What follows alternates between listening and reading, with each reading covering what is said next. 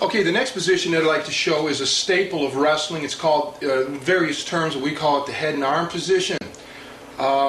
It's popular in judo jiu-jitsu circles, kazagatami, scarf hold, whatever.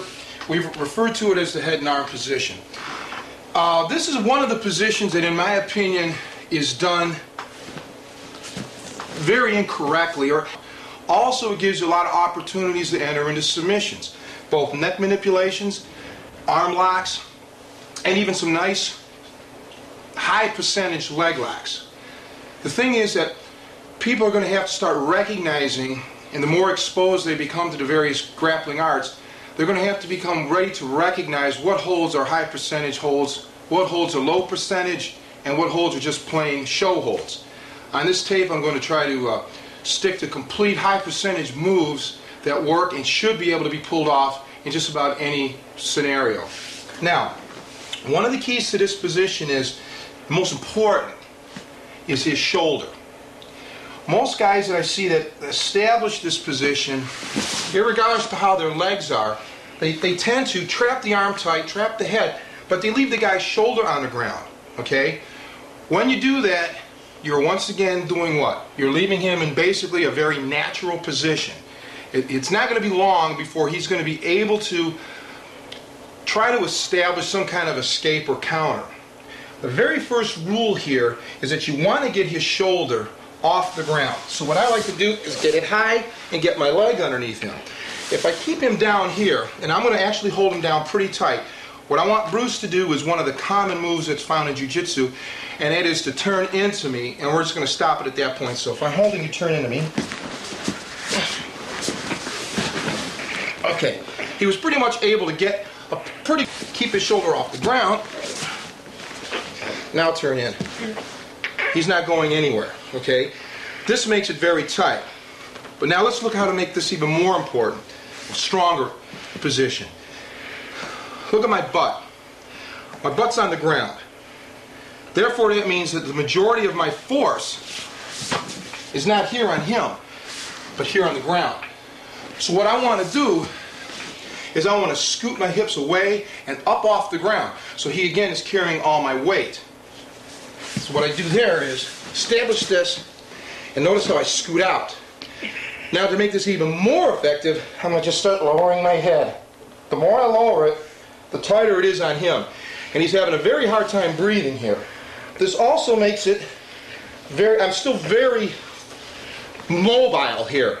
I'm not flat, I'm moving slowly. When I'm here, I'm up, I'm able to move in all kinds of directions if I want. Okay? So the key point here is I got his shoulder way off the ground, tucked nice and tight, got his head high, and I got my hips, and I'm driving away. Here he's breathing hard. So that's a very key point from the head and arm position.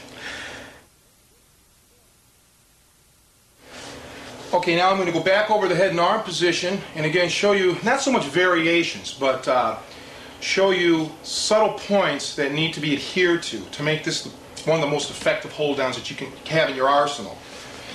You got to bear in mind here that the man that I'm demonstrating on, Bruce Lee, he's wrestled all his life. He's an excellent collegiate, freestyle, and Greco-Roman wrestler. He also outweighs me, which is a very important thing. These hold downs do not, contrary to popular belief, rely on the person doing the holds to be stronger or bigger. Okay? It all boils down to technique. In this position, the way that I'm demonstrating it, somebody that would be outweighed by Bruce by as much as 100 pounds or more could be able to hold him down.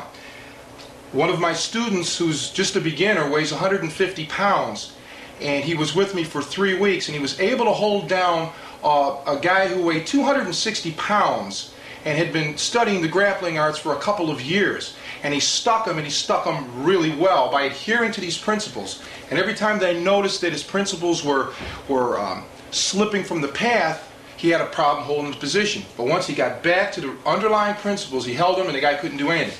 So now, I'm back into this position. This is important. I need to control this man's arm. I don't want to just have it dangling lightly. I want to control it as much as I possibly can. Very important point here. what I try to do is I try to get it up underneath my armpit as much as possible, and I'm just bringing it to my ribs. And at the same time, I'm going to turn this way slightly, I'm digging this part of my hand up underneath his tricep and into my own belly. So I'm making it nice and tight. And I'm stretching, if you notice here, look at his arm, it's just not here. I'm stretching it as I'm bringing it under. Now this arm is tight, it's under a lot of tension, okay? It's basically what I'm doing is I'm taking it out of play. If he's fighting to try to get it free, that's boom, when I would snap it into possibly a submission hold of some sort, okay? I'm baiting him, I'm switching him, but at this point, I'm making life very uncomfortable for him. The next thing that I want to do when I'm here is I want to manipulate the face. Sometimes I'll get this up underneath the elbow and I'll just start twisting his face to a different direction, locking it in with my far arm. I'm going to turn this way. Notice, no space here. When I have his head, it's in there as tight as can be. There's absolutely no gap whatsoever, okay? Nice and tight. He's being pulled this way and up, and I'm driving my energy via my hips straight through here. So, in essence, I'm almost folding him in half. The crushing pressure is centered right here by a xiphoid process. I'm driving my ribs into his floating rib area. Turn this way, the other way. I'm driving it here,